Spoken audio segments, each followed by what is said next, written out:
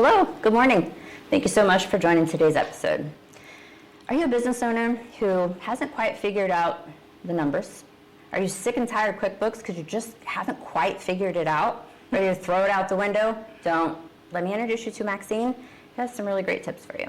Hello, Maxine. Hello, good morning. Good morning, welcome to the show. Thank you for having me. So please tell us a little bit about you. So, well, we were just talking about the fact that originally I am from New York City, from the Bronx, and yeah, when I get upset, I start talking like this, so we can go there a little bit later on.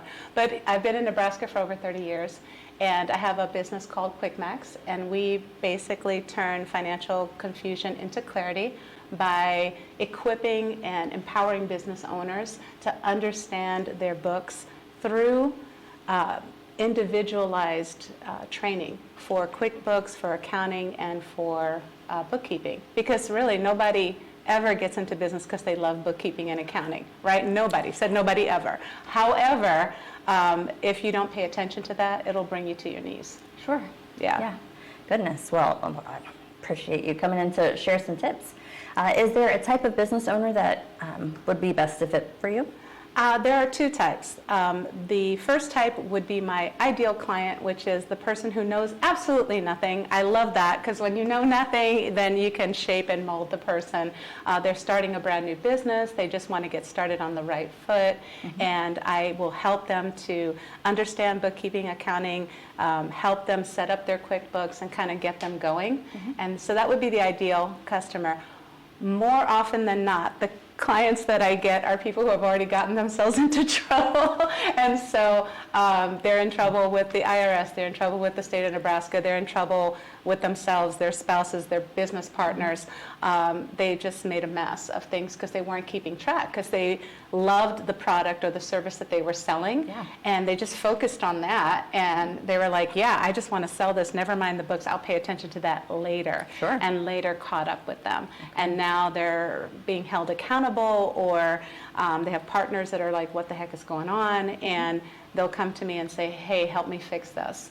So I help them fix it, but then I train them at the same time so they don't get back into the same old habits, and that they'll fix their, they'll move forward with clarity and move forward with understanding. Yeah, that's really good.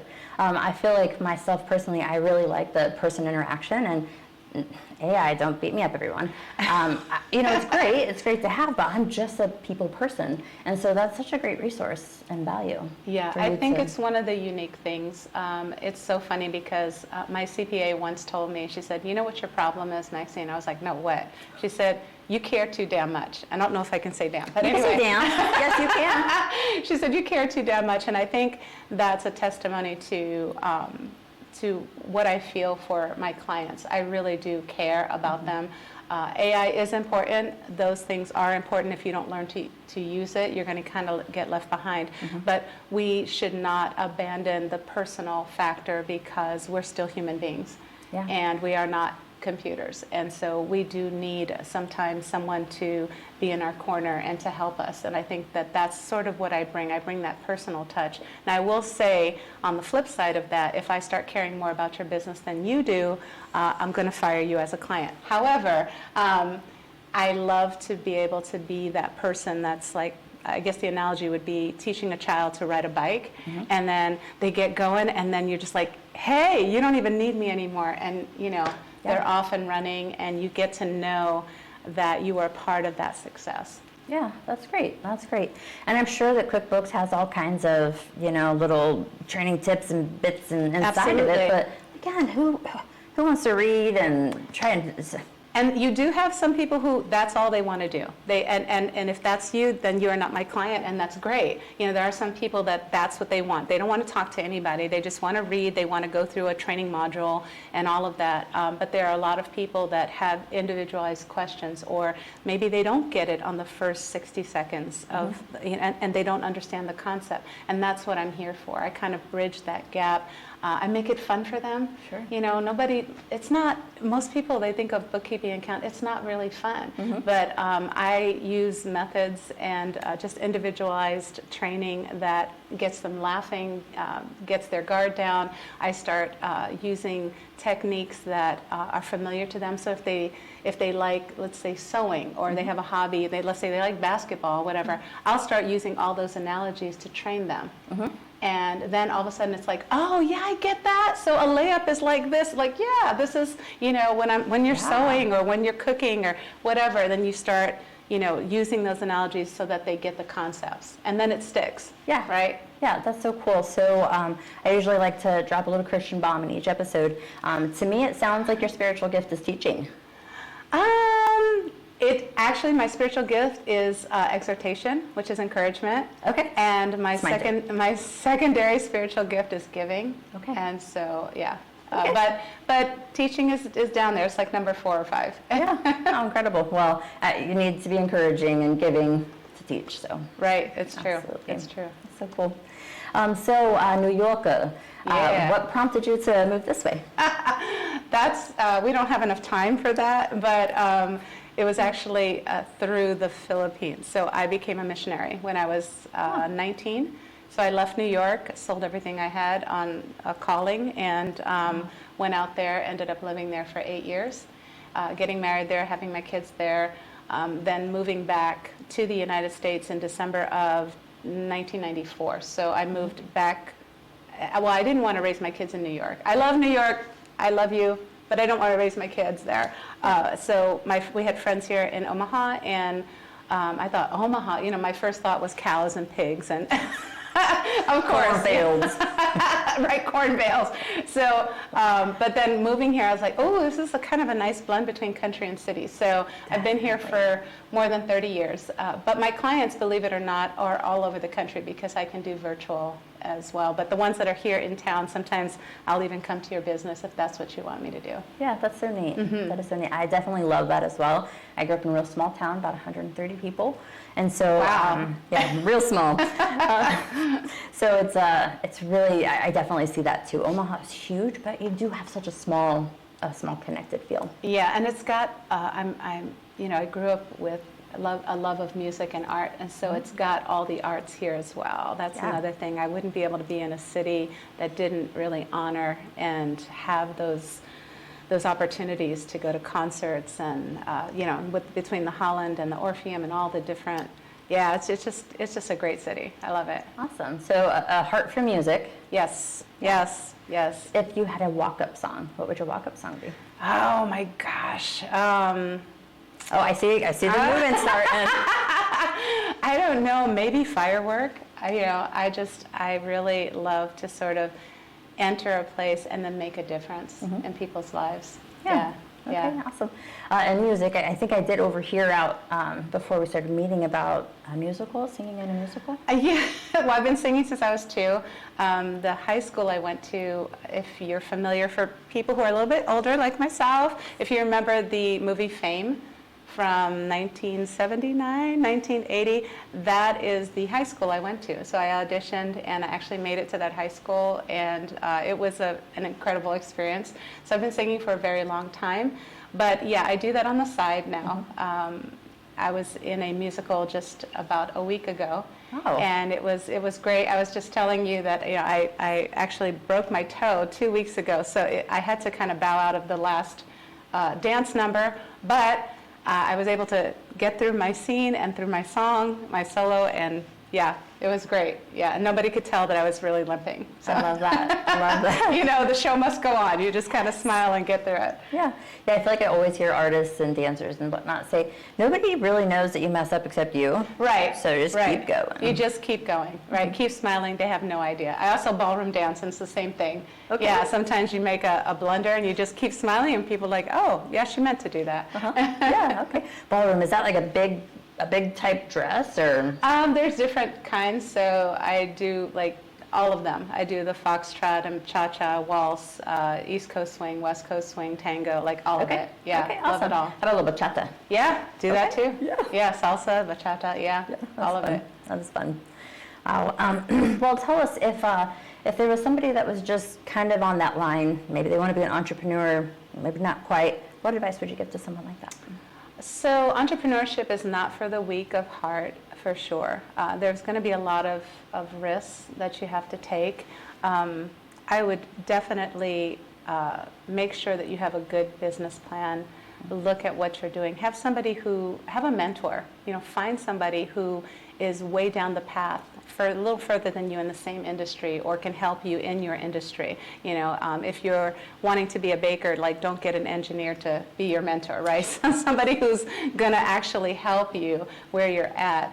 I would say definitely do that. And if it's something that's just burning in your heart, because you have to understand your purpose, right? If you don't understand your life purpose, then you're kind of, going nowhere, right? Sure.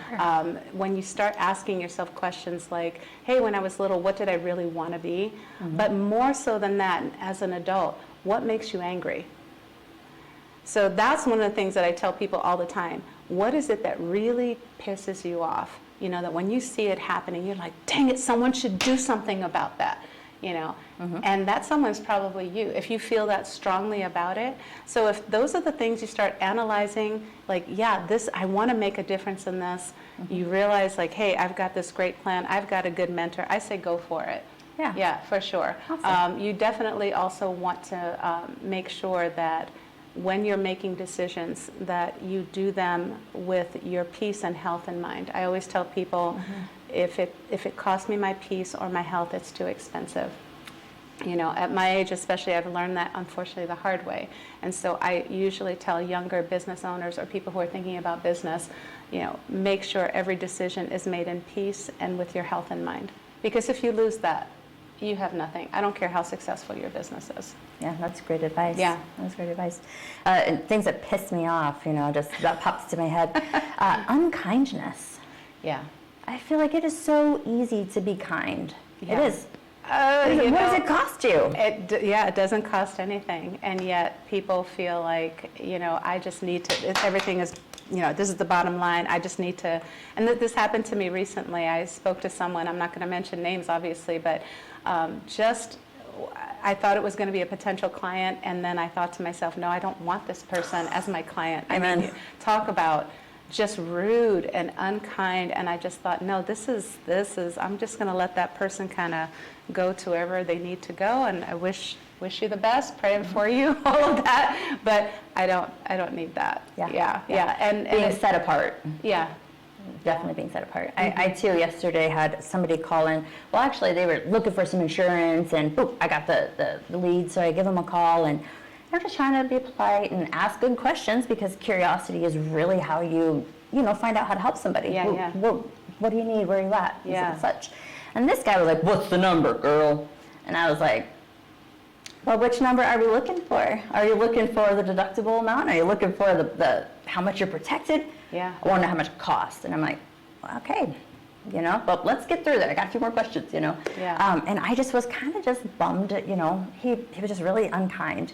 But you know how our maker shows up. The very next call I get is the nicest gentleman ever. Bryce is his name. The nicest gentleman ever. And the amount of business doubled what the previous mean, unkind person. Yeah. So whoever is for you is for you. And that's the other thing as a business owner. If you are looking to be a business owner, not everybody is your customer. Not everybody is your client. And being able to discern between those who are and aren't, you really can't look at just the financial piece of it. You have to look at what it will cost your peace and health.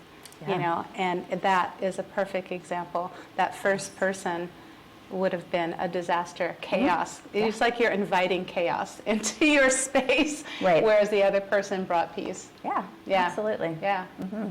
Well, welcome to the community. Thank you. Is there something that we can do to come alongside you, to assist you? Oh, goodness. That's a great question. This is my first time to be here. I've heard about this through mutual friends that we've had, and this is just my first time here, so I don't know exactly what to expect. I am part of another community as well with the Commonwealth out west. And Jenna, hey, love Jenna. you, girl. So I do have an office space there. I think the most important thing is being able to be vulnerable in a space with other business owners and be able to get sound advice and advice, like you said, the kindness, advice with kindness without judgment. That's so important. And direction, kind of knowing as I'm scaling what's the next thing to do, even for myself. I know a lot about business, but there's always something I can learn. And that's the other thing. If you're going to be a business owner, you better learn how to eat the humble pie, because it's through humility and learning and allowing other people to speak into your life and to correct you. And I think that's what I would probably need the most. People who have wisdom, who have more experience than me, because I don't mind being corrected. Yeah, absolutely. And learning. That's the best way to learn. Yeah, Awesome. for sure. I appreciate that.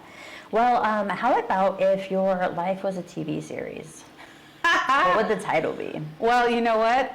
It would probably be This Is Us, because I am very transparent and I value relationships above everything else. I think as human beings, that is one of the most important things that we can do is to foster healthy relationships. And I'm not talking just between clients and myself, but also having a healthy relationship with yourself, helping your clients understand the importance of that piece of it, and how their relationships with others spills over into their personal life. And that's into their business life, rather, because your personal life, no matter how much you say, well, my personal is personal, is business, no, that's BS, because what is happening in your personal life always spills into your business life. I don't care how much you try to separate the two. There is no separation. There are principles that if you're practicing and learning how to practice them on a personal level, you will have that happen on a business level. You can't say, I'm going to be kind as a business owner and you're not kind to your wife, you're not kind to your children. Amen. It's, Doesn't work that way. It doesn't work that way. No. No, I appreciate that. Good answer. Good answer. Thank you. I was thinking it was like Maximum Maxine. No. All right, okay.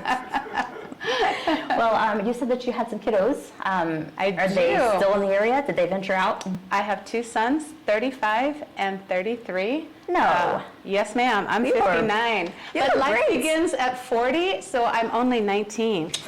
You get to start counting over at 40, so you're probably not even born yet. Nope, not yet. But yeah, my older son is 35, and he and his wife and 4 kids are here in Omaha. They live about 20 minutes away from me, so I'm really blessed to have them here. And then my younger son is 33, and he and his wife and 1 child are in Denton, Texas. Okay. Yeah, Awesome. they're both engineers, both amazing young men. Awesome. So. Denton, that is right there on the line, the Oklahoma line.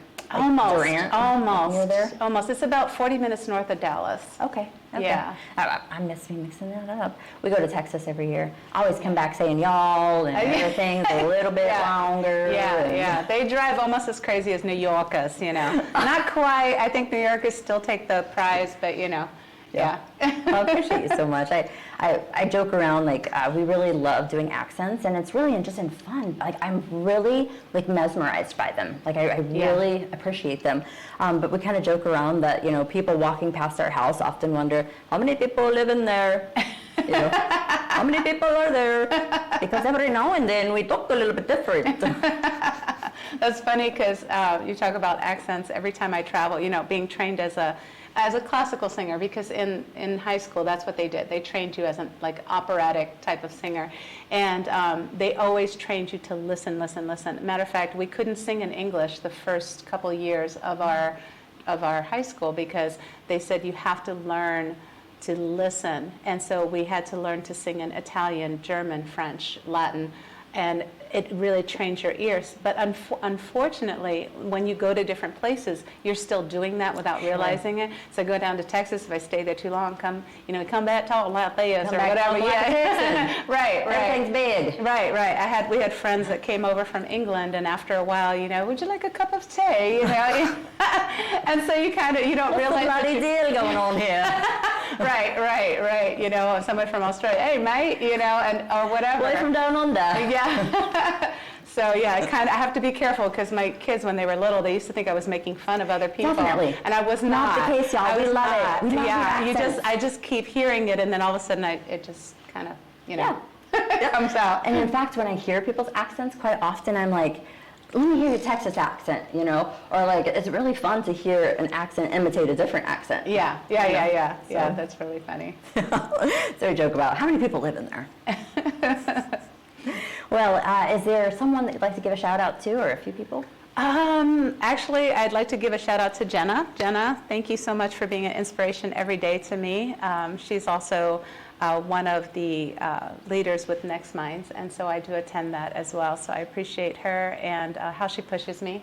A shout out to Manny Quevedo, who's a really good friend who helped me with my business plan as I was restructuring it for growth this year. And he just sat down and then crossed things out and just did all of those things. And I was like, what are you doing? Why are you doing that? And he was like, because. And he just kind of did that, and he always gives me that push that I need as well. So yeah, thank you guys. Yeah, thanks guys. Awesome. Well, is there anything that we didn't quite cover that you want to chat about? Not that I can think of. I just want to thank you for the opportunity of being here. This has been really, really awesome, a lot of fun, and being able to sort of be myself and tell more people about what I do and what I love. And I just, until my last breath, I just want to keep helping people. Amen. Yeah. I appreciate you so much. Thank you. Well, if you would like to be a guest on our show, reach out to Glenn or myself. Next year, this is the last episodes of the season, but click on the link below. If you'd like to sponsor, if you'd like to help promote your business, we'd love to team up with you. And as for always, bye until next time.